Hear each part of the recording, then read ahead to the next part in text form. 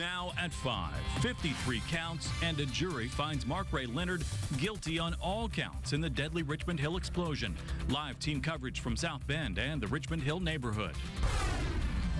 Storm cleanup, thousands still without power after a second round of powerful winds, rain, thunder, and lightning. We're tracking the threat of more tonight. Paper Towns. Indianapolis rolls out the red carpet for a Hollywood-style movie event. Cast members right here. We've got your front row ticket to the stars. Now, breaking news from RTV6. By the conviction today of Mark Leonard and the guilty plea of Monserrate Shirley, we have completed two significant steps in achieving justice that we pledged for the residents of Richmond Hill. Prosecutor Terry Curry after a swift verdict in the trial of the mastermind of the deadly Richmond Hill explosion. Mark Ray Leonard guilty on all 53 counts, including murder and arson. Now that breaking news, the jury needing just over 3 hours for over 2 days to find Mark Leonard guilty of killing Jennifer and Dion Longworth. The decision announced shortly after 1 o'clock this afternoon. You watched it live right here on RTV6 and the RTV6 app. We have live team coverage for you. Rafael Sanchez and Derek Thomas in South Bend and Chris Prophet in the Richmond Hill neighborhood. We begin tonight with Rafael, who has covered this story from the night Richmond Hill was in flames. Rafael?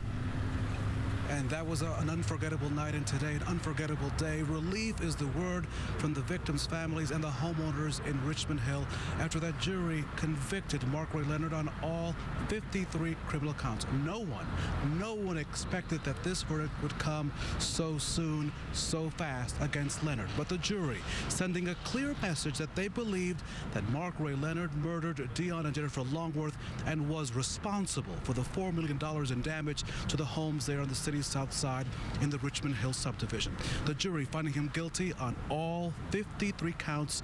People say the verdict brings them peace of mind. It was just a horrible night, and I think everyone is stronger now that we've gotten to the other side, and we'll be fine. It's just, I'll never forget it. A lot of people will never forget that day, November the 10th, 2012, at 11:11 p.m. The jury did not speak to the media today, but their actions spoke volumes in the courtroom. Let me show you what we were able to see today. The jury was being escorted out of the building. In fact, they were walked out through a passageway in the basement area where the courtroom is. They were escorted by sheriff's deputies. They did not speak to the media at all as they left the courthouse today. 16 people who served their community for 5 weeks here in South Bend. Also, just a few moments ago, I got the actual count. The jury went into deliberations at 9:43. They were done by 12:30. You add today's deliberations with yesterday's, and the time spent on this case was just slightly longer than this year's running of the Indianapolis 500. On this case, the jury spent 3.4 hours. The Indy 500 was over in about 3 hours. We're live in South Bend. Rafael Sanchez, RTV6. All right, we'll look for you later in this newscast. Thank you, Rafael. It took some time for the judge to read all those verdicts, but it took little time for the family of the victims to react. RTV6's Derek Thomas spoke with the fathers of Jennifer and Dion Longworth, and he joins us live with more on that story. Derek. Don Buxton told me that when he heard the guilty verdicts, he thought to himself, this one's for Jenny. This 34-year-old Dion Longworth and his 36-year-old wife Jennifer were in the courtroom in spirit. Jennifer's father reacted when the verdict was read. When I heard the first two counts and the judge read guilty, I thought, okay, I'm satisfied, whatever else happens. I think our children have received some justice. I'm not sure how you define that anymore in today's world, but whatever it is, they've received it, and that's all we can get. For Dion's father, it's too early to find peace and much too early for forgiveness. He knows Mark Leonard will be put away for a long time, but he is not prepared to celebrate. I'm sad. It's sentencing somebody to prison or anything is not anything to be happy about to me. Especially when what I would really like is to give Dion and Jennifer hugs, and that's not going to happen. So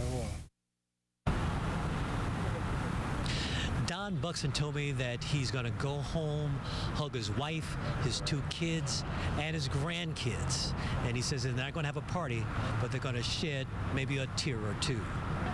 Live in South Bend, Derek Thomas, RTV6. 2 people dead. More than 120 houses were damaged the night of the Richmond Hill explosion. Today's guilty verdicts come as a relief after so many months have gone by. RTV6's Chris Prophet is live in the Richmond Hill subdivision with reaction to today's events. Chris. And Erica, it is a relief for all of the people who live in here. Remember that there were dozens of people injured and there were a lot of homes that were damaged. Some people just simply left. This is the house that exploded behind me, and Glenn Olvey lived right next door. He was home along with his now ex-wife and daughter. They no longer live here, and the house they called home for 7 years is gone. When he learned that his former neighbor Mark Leonard was found guilty on all 53 counts, he said that he had to come back to his former neighborhood. I had to be here. I had to come back to where I was home for 6, 7 years. And when the verdict came in, it was just a flashback of that night. And we talked to other neighbors today who say that these guilty verdicts are helping to really start the healing process for a lot of people in the Richmond Hill subdivision, and they know that the legal process is not over. Reporting live on the South Side, Chris Prophet, RTV6. Let's look back now at some important dates that brought us to today. The explosion happened in the late night hours of November 10th, 2012. Just over a month later, Mark Leonard, his brother Bob, and Montserrat Shirley were arrested and charged. In January 2014, a 4th suspect, Gary Thompson, was arrested. A 5th suspect, Glenn Holtz, was arrested in April of that year. In January of this year, Montserrat Shirley enters a guilty plea and agrees to testify against her former boyfriend. Opening statements began on June 8th, and today the jury found Mark Ray Leonard guilty of all 53 counts. And coming up at 5:30, former Marion County Prosecutor Carl Brizzi joins me to talk about the speed of the verdict and what may have happened in the jury room. A lot more ahead, but our other big story, the weather on this Storm Team 6 action day. Flooding, trees down, thousands without power, and we might not be done yet. There is the threat of more rain this evening. Storm Team 6 Chief Meteorologist Kevin Gregory is here to let us know when the threat moves in. Kevin. I'll take you to the latest downpours here in just 1 second. You can see how the nature of the sky has changed from the standpoint we had all that sunshine earlier. Then you see the fair weather cumulus build, and now into a couple of thunderstorms. Thunderstorm watch has been canceled for southeast Indiana, no longer in effect. That doesn't mean there isn't the isolated severe storm threat. Here's some rain cutting through Zionsville, umbrella up. That will move toward northern portions of Marion County. We've already had some showers around Eagle Creek. To the east we go, Greenfield to Knightstown. Notice how quickly these are moving. It will be enough to stop what you're doing outside, but then you can get right back out there because it won't last very long. Just show you the big picture. The better chance for any stronger storms will be south and southeastern portions of the state. And you see the nature of these starting to pop up more and more as we go through the early evening hours. Chance for any severe storms, again, Bloomington over to Greensburg toward the Ohio River. Damaging wind and large hail would be the main threats. I have a shocking forecast for several reasons, but the main, dry. But for how many days? That's coming up. All right, Kevin, we like that. New information about that storm last night. The Weather Service now confirming it produced 2 tornadoes, and we have photos of one of them. The National Weather Service said a brief EF0 tornado touched down last night 18 miles west of Lafayette. It had speeds of up to 70 miles per hour. It touched down briefly in a cornfield. And the National Weather Service just confirmed a second tornado in Putnam County near Greencastle, an EF1 with winds up to 90 miles an hour that Kevin told us about a little bit ago. Tens of thousands of Hoosiers still without power tonight. Crews have been working around the clock nonstop to restore power to those homes. But IPL said today it still may take until the end of the week to complete repairs. Take a look at these numbers now. Right now, there are more than 28,000 Indianapolis Power and Light customers without power. That's down by less than 1,000 customers since noon today. Also, Duke Energy is reporting more than 9,000 outages tonight. RTV6's Ebony Monet is live on the city's west side, one of the hardest hit areas. Ebony? Erica, Erica, people in this neighborhood are having a very tough time. They tell me their power went out yesterday morning right around 11:40, and they're doing everything they can to stay cool. Take a look at this tent here behind me. The family says that they pitched this tent because it's just too hot inside. And in addition to the heat and humidity, several people on this block actually have medical concerns, and so it's a big problem here, and they're doing everything they can to stay cool. In fact, one woman told me that every few minutes she's dousing towels with cold water and putting it on her body, trying to keep her body heat down. The same woman also showed us her refrigerator where she's had to throw out a lot of her food that was spoiling, and on top of that, she and her roommate have medical issues. I can't take the heat, and if I get too hot, I pass out. So I've been doing everything I can to try to stay cool. I get wet rags and everything and put around my neck and towels and everything, trying to keep cool. While everyone on the west side of the street is without power, folks on the east side, they still have power. As you can see here, the woman across the street, she's sharing power with her mother, who's across the street, who she's very concerned about at this time because she suffered from 2 strokes, and she says she has reason to be concerned. Another one of her elderly neighbors was raced to the ER last night, and still, even with 300 workers, more than 300 workers working to restore power, including mutual aid from as far away as Nashville, Tennessee, IPL estimates some people can be without power until the end of the week, and that's not the information that people here wanted to hear. Reporting live on the west side, Ebony Monet, RTV6. That is certainly not good news for a lot of them, Ebony. Thank you. A developing story tonight, a 37-year-old Brown County man swept away in floodwaters overnight was found dead just a short while ago. Travis Watkins was swept away around midnight. His body found just this afternoon. RTV6 reporter Mike Pelton is in Brown County with the new details. 37-year-old Travis Watkins was found dead about 90 minutes ago. This is near Hoover Road and State Road 46. His body was found about 3/4 of a mile away from where he lived.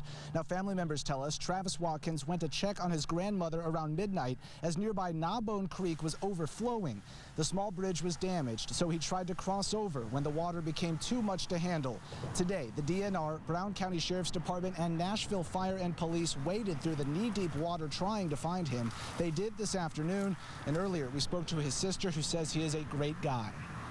He's amazing. He's gorgeous. He's lovable. He's got a huge heart. The best thing we can do is give that closure to the family. You know, we're out here doing our job and doing what we do, but it's in the end, it's all about giving that family closure. We want to find that loved one so that they can start the healing process. And the DNR says the investigation is ongoing as the coroner will determine the specific cause of death. Now, they say if you encounter a similar situation, do not cross over rushing water. Instead, call law enforcement, who should be able to help. In Brown County tonight, Mike Pelton, RTV6. Also in Brown County, homes and businesses have been wiped out in the wake of that overnight heavy rain. RTV6's Jason Fechner went to Nashville, where some families tonight are reliving a nightmare. For many here in Brown County, they didn't wake up to the sound of their alarms Tuesday morning, but rather phone calls from friends and family members desperately pleading for help. A heartbreaking sight along Highway 46 in and around Nashville, Indiana Tuesday. Homes here destroyed, businesses flooded. In one case, the water flooded over Salt Creek Road, essentially stranding those who live just to the north of here. After a similar flood hit here back in 2008, some are reliving that pain with no idea what's next. You know, it's rough. You know, it's what my mom and dad they lived for. It's what their job was, and now it's just Mother Nature. You know you can't say nothing about it. But it's crazy. A small silver lining to all this, the water has begun to recede Tuesday afternoon, down now a couple of feet, but as you can see, the damage here is already done. In Brown County, Jason Fechner, RTV6. Floodwaters are causing problems for drivers along with home and business owners, especially south of Indianapolis. RTV6's Julie Pursley traveled to Johnson, Bartholomew, and Jackson counties to show us the widespread flooding there. Floodwaters were such a problem earlier, Indiana State Police had to issue a travel advisory along Interstate 65 in southern Indiana. We went up in Skycam 6 to give you a better look at the widespread damage. Daylight revealed what the pounding storms and torrential downpours overnight left behind. There are several areas in Johnson County and to the south that are waterlogged in Indiana. In Franklin, the Legends look more like lakefront property than a golf course. Several of the greens turned into islands, and you could hardly see some of the fairways. In Bartholomew County, homeowners are struggling. This neighborhood just east of I-65 and north of US 31 has water running through it. Homes are surrounded, streets are covered, and cars and trucks are stuck in driveways. One person found it was easier to get around this morning by kayak. Drivers like this one near County Road 800 North and 100 West who tried to cross the high water found themselves stranded. In Jackson County, floodwaters even caused problems on I-65. At one point, water was rushing over the interstate just south of the Seymour exit. Traffic was backed up for miles. People who tried to take an alternate route on US 31 ran into the same problems. It too was waterlogged.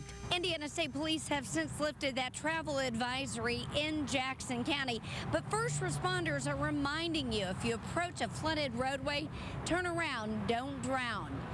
Julie Pursley, RTV6.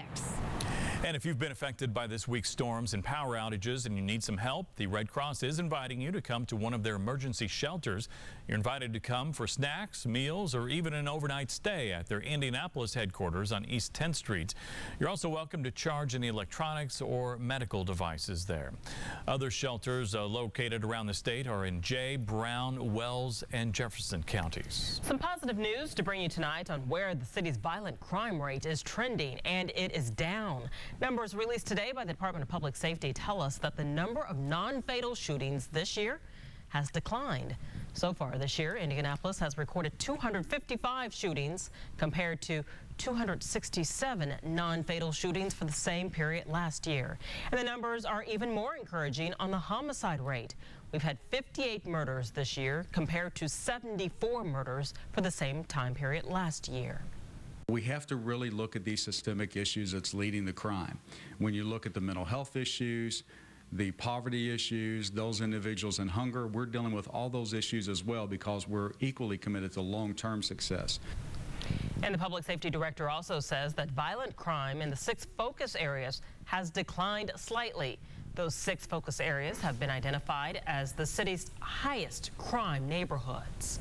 Also from police headquarters tonight, the spirited debate over tattoos. For now, the department and the Fraternal Order of Police both agree that showing off one's tattoo probably isn't a good idea. At the heart of the debate is how they're kept hidden. RTV6's Jack Reinhardt joins us live from our studio on Monument Circle with details on this. Jack? Well, Todd, police departments all across the country and every branch of the military is having to deal with the issue of tattoos, and it's very much a topic of discussion within the IMPD, where appearance and professionalism matter. At big-time tattoos and piercings, business is booming. No longer just a fad, the tattoo has become socially acceptable, a way to express one's identity through body art. But many of Bill Bryant Dixon's customers know they can only express themselves so far, particularly when it comes to the workplace. It's kind of up to us as an artist to strategically place it or kind of give them the advice ahead of time that it may affect what they do for a living. Increasingly, men and women joining the police department have tattoos, so many that it's become an issue within the rank and file, particularly those required by department policy to cover them up with long-sleeve shirts. Add to that body armor and the heat and humidity of summer. Covering tattoos becomes problematic. Frankly, we're going to be seeing it this weekend during the summer celebration, where our officers are out standing on pavement for many hours in a row. Now they're adding to that these long sleeve shirts with the body armor and that higher core temperature. It becomes a safety factor, a safety concern at least. The department is looking at adopting what's called the tattoo sleeve, a lightweight, breathable fabric that comes in multiple colors and skin tones. It could afford the brass and the rank and file a compromise without sacrificing professionalism and command presence. A lot of times people think of the use of force as just necessarily a taser or a handgun or a baton, but actually your first line of use of force is actually officer appearance. So when you step up to that scene or when you arrive at that scene, how professional you look can bring down or de-escalate a situation. Now, it's very possible, even likely, that the chief's office and the Fraternal Order of Police could reach a compromise solution as early as next week. And both sides definitely want a solution, one that would give officers the comfort they need and the coverage that the police department demands. Reporting live downtown, Jack Reinhardt, RTV6. And thank you, Jack. At home, you don't need to move. Just stay right there and watch. These clouds will come right at you. I love tower cam views like this when the clouds are moving basically from west to east, or in this case, northwest to southeast. And we see some showers building at times as well. These are spotty. They'll be for the next few hours and then out of here, and we'll get at least a 2-day break from any downpours. That's the good news. Not out of the woods as far as any severe weather threat. There's a slight risk. Bloomington on over to Columbus and Greensburg southeast. And of course, just drawing a line like that is our imaginary line. Where the atmosphere draws the line might be a different story, but strong winds and large hail, the main threats, and I think that will be very isolated. We've had some showers move through Marion County. One just zips through Zionsville. See how quickly they're moving? But it leapfrogs and then builds the next. It just went through Beech Grove and now headed toward Fairland along I-74. We just follow these streaking areas of showers, not really able to sustain themselves much, but it changes a bit as you get to the warmer, more humid environment. Just near Spencer down to Beech Creek and Bloomington, this will drift south and east, come close to Lake Monroe. Other showers of more strength, heavy downpours certainly headed toward Seymour. Between Owen and Seymour will cross I-65. There's the broader view. The temperatures are in the low 90s once you get close to the Ohio River, and the humidity is high for all of us. Temporarily. Next 24 hours, we'll see a difference. Any spotty, isolated showers this evening will fade away. By the time we get to 11 o'clock tonight, we'll be in the clear, so to speak. Next 12 hours, the storm threat is here for the next few hours. Dry for the morning drive, and we'll have a nice northwest breeze.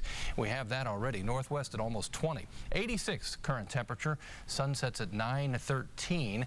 Look at the warmth. 92 in Louisville, 93 that in Evansville, while it's 72 with the wind coming off of the lake in Gary.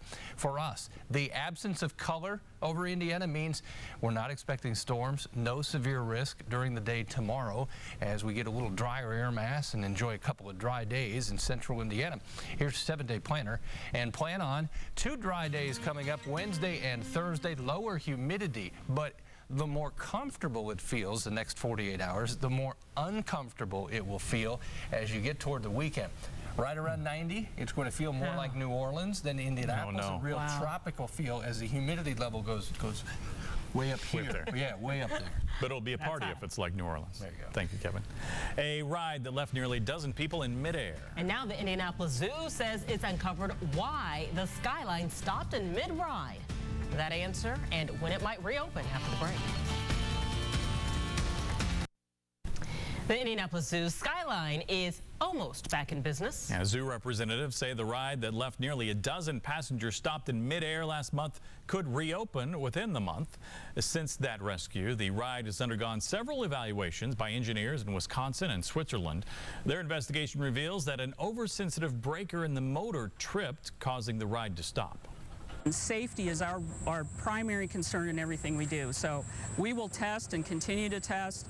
Our operations staff and our facility staff goes through extensive training on a continual basis to make sure that everything is 100% safe as far as we can before we will reopen this ride.